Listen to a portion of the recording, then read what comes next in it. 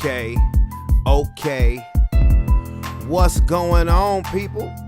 It's your boy Brandon Brevon Towns. I'm the host of that show called Sports Plus Life.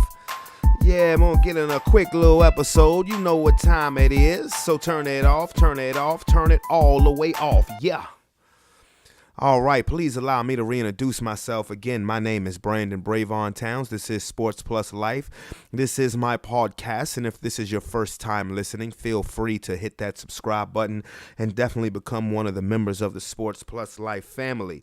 So how is everybody doing today on this beautiful, kind of cloudy, but beautiful, little hot, but beautiful Thursday in May?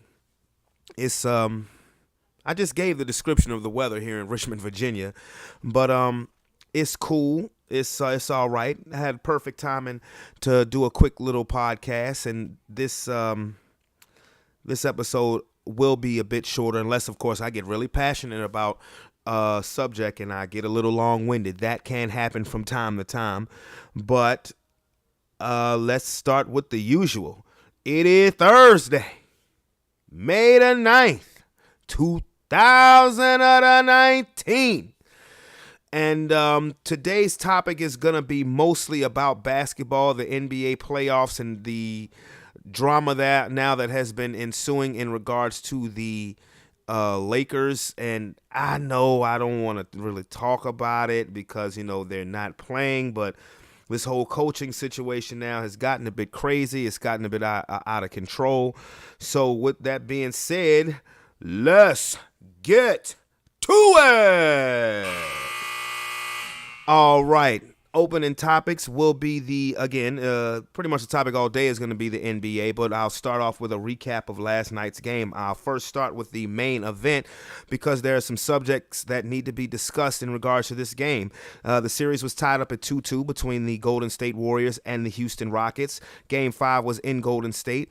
Golden State handled their business. They won a 5-point game. They are now up 3-2 with Game 6 being tomorrow night. Back in Houston, Steph Curry had 25, Klay Thompson had 27, but the big news of this game was the fact that Kevin Durant has gotten injured. It's true, Kevin Durant got hurt.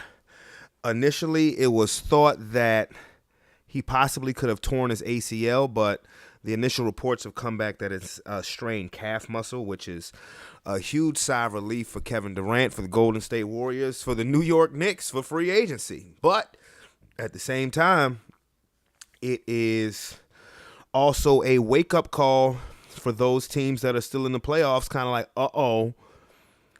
And so now what we have here as a situation is, are the Warriors in trouble? Aw, crap. Now, I've heard some people say they're finished, blase, they're not going to win. They can't win they can't win without Durant. And to that, I say, have y'all forgotten that the Warriors won a championship before Durant got there, went to 2 straight NBA finals before Durant got there, won an NBA record 73 games the season before Kevin Durant got there? So this notion that Golden State is all of a sudden just doomed, you know, that shouldn't be the case. What are you, a dumbass? I mean, when he went out, Steph and Klay and Draymond, they stepped up.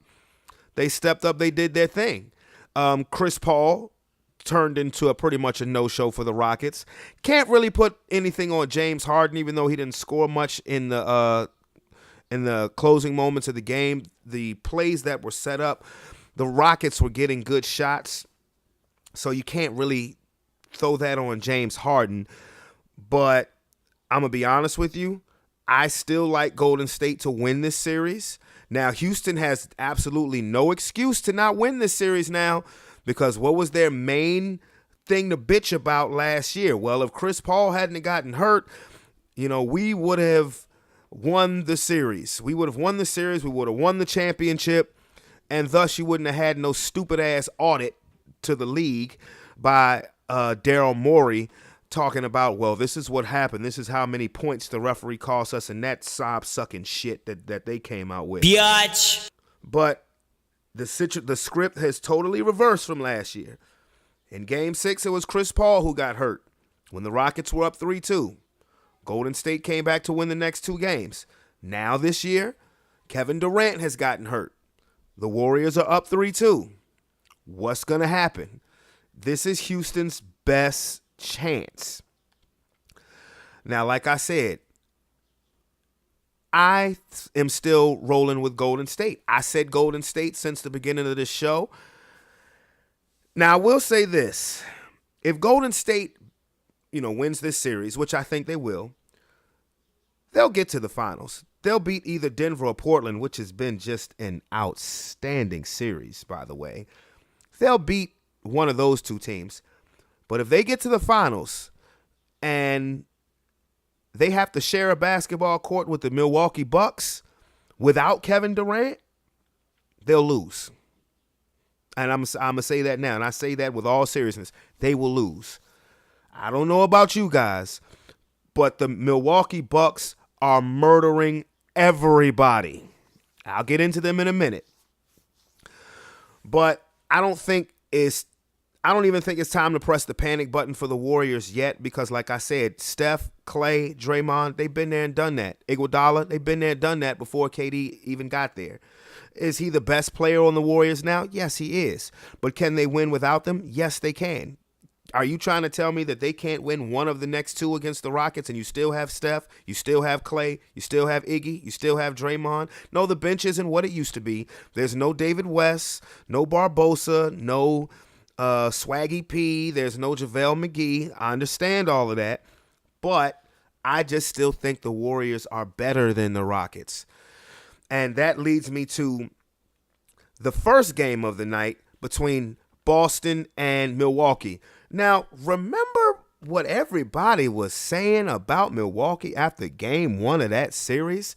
Let's flash back to one Paul Pierce. No, listen, I think it's over. This series is over. Yeah, they One lost. game? You just sat there and said that they could win an NBA championship. Yeah, I did say that, but one game. I think styles make fights in boxing. We and know I the think style of both matchup- teams before the series started. Yeah, but it just seemed like Milwaukee was the way better team throughout the regular season. But when I watched this today, if Giannis doesn't have a monster game and somebody else besides him doesn't step up, Boston is just going to out-talent them. Because when you look down the line, even if Kyrie Irving doesn't have a great game, Tatum, he didn't play too well today. He can step up big the next game. So it's like, as a coaching staff, do I say, okay, do we focus our concentration on Kyrie? Because now Tatum can step up. Guys like Marcus Morris can step up. Terry Rozier. And that's why the Celtics are dangerous. They just have more talent than the Milwaukee Bucks. Well, let me say this. It was over for the Celtics. They did not win another game after game 1, and you heard Paul Pierce saying it's over because the Boston Celtics just have more talent than the Milwaukee Bucks. Not true. And the thing about it is that the Milwaukee Bucks smoked them the next 4 games. In the second half of each game, they destroyed the Boston Celtics. Games 2, 3, and 4, they were nip and tuck in the first half. But in the second half of each of those games, the Bucks just ran away with it. Now, last night's game 5, which was the elimination game for the Celtics, the Bucks just destroyed them from start to finish. Kyrie Irving clearly stunk up the joint. I mean, the last 4 games after game 1, Kyrie Irving played horrible.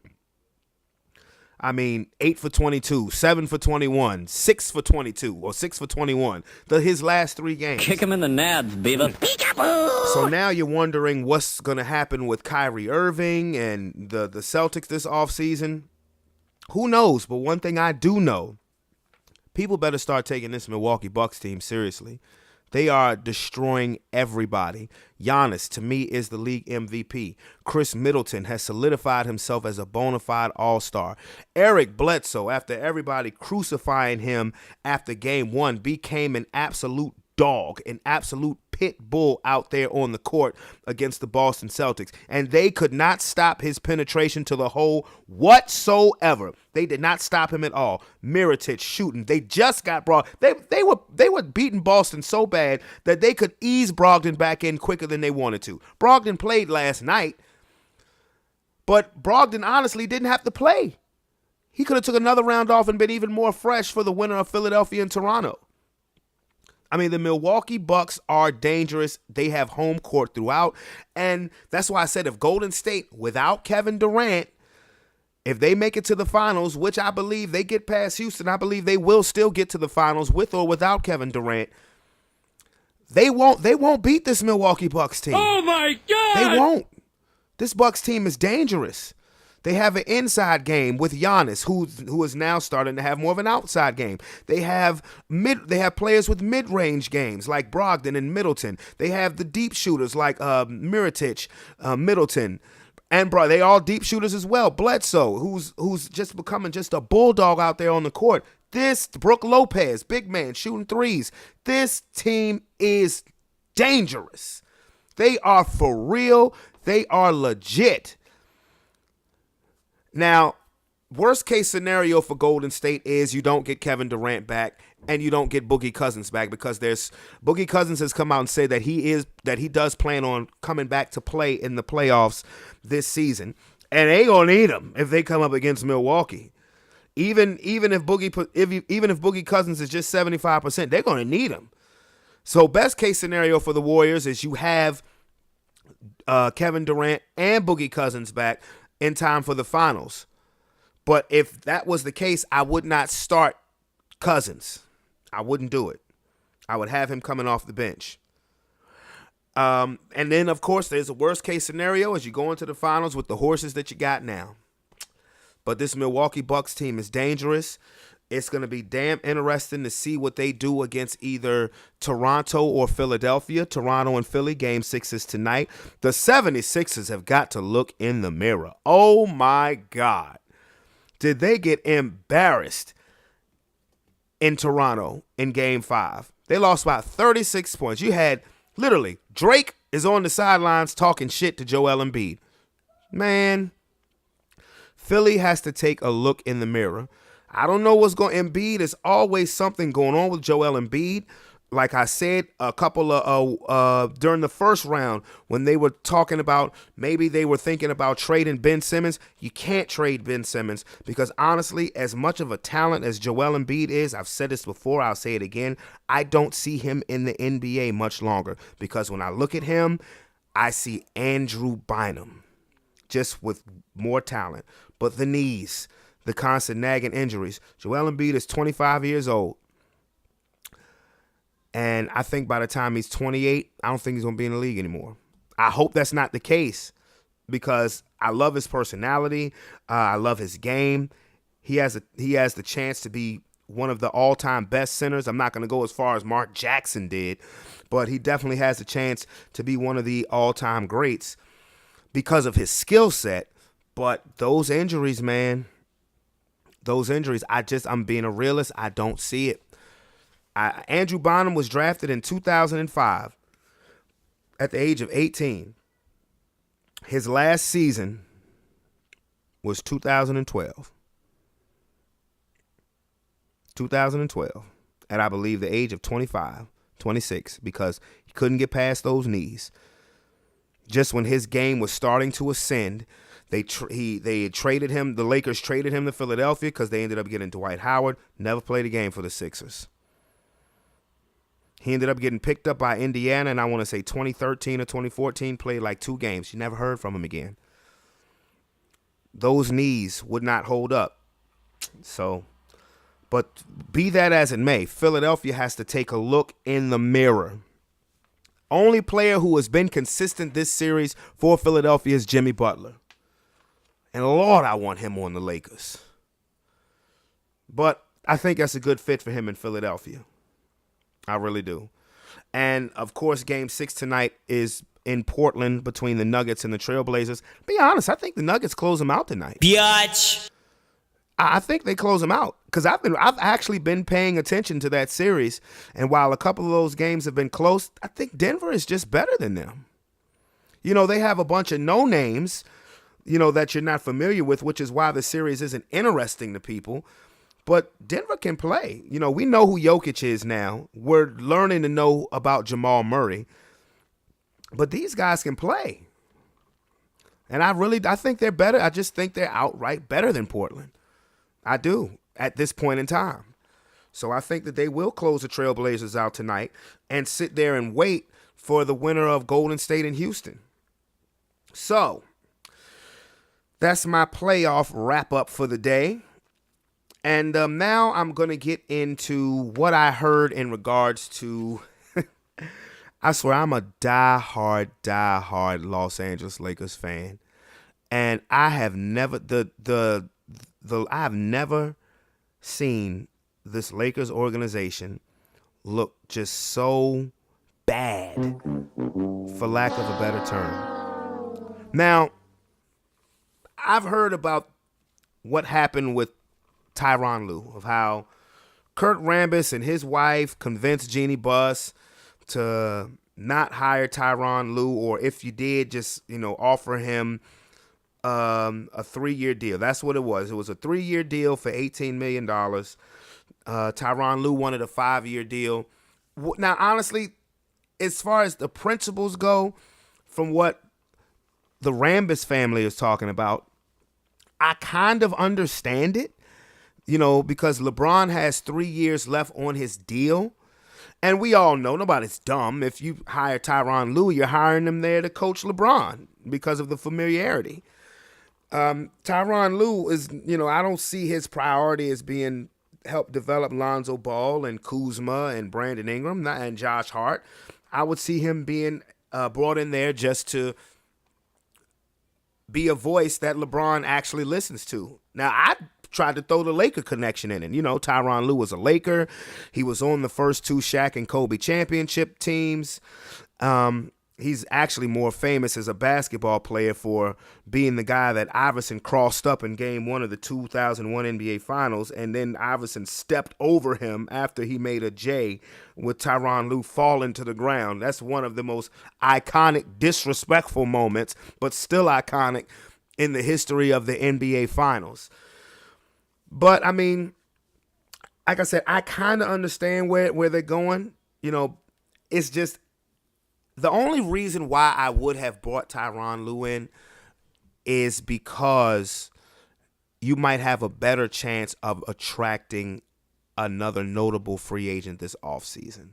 That really would have been the only reason, because I was one of the people who was like, no, don't bring Tyronn Lue in. Because look, I mean, I'm just being realistic. LeBron James has 3 years left on his contract. He can opt out after not this season coming up, but the next season. And with the way things are going, he's gonna opt out. So kiss my ass, I'm gone. You have to realize that you have young players who have the potential to be very, very special. And while you do have LeBron James needs to just jump on board with the guys that he has now and stop worrying about what free agents they're going to pick up and just be the leader that he knows that he can be to the players that he has with him currently on this roster. So I wasn't all for the Lakers bringing Tyronn Lue in anyway.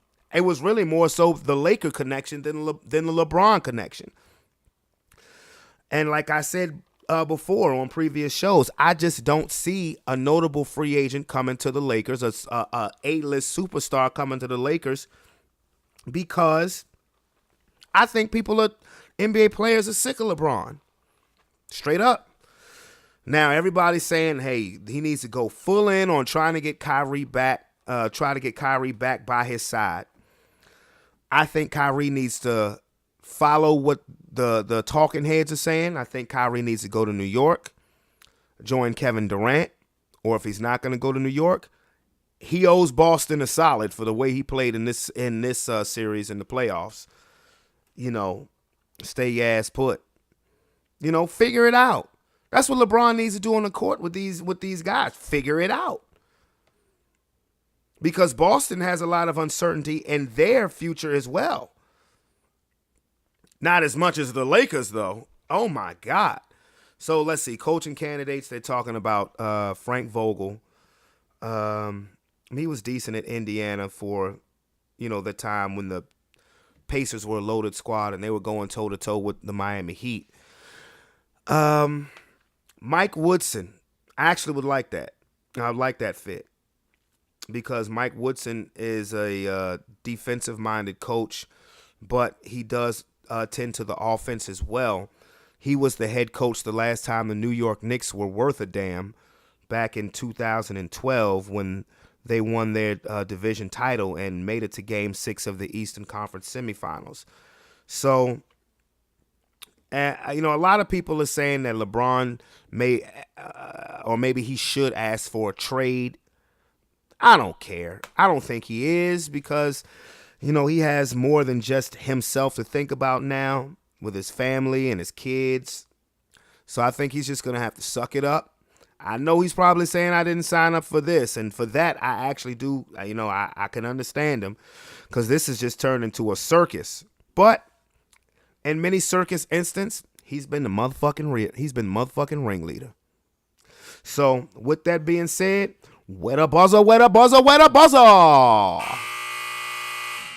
All right, this is probably the shortest episode of Sports Plus Life. I'm not going to do a life segment today. I hope everybody is safe out there. Enjoy the rest of this day. It is your boy, Brandon Brevon Towns. I will definitely get back at you guys on Saturday. Peace.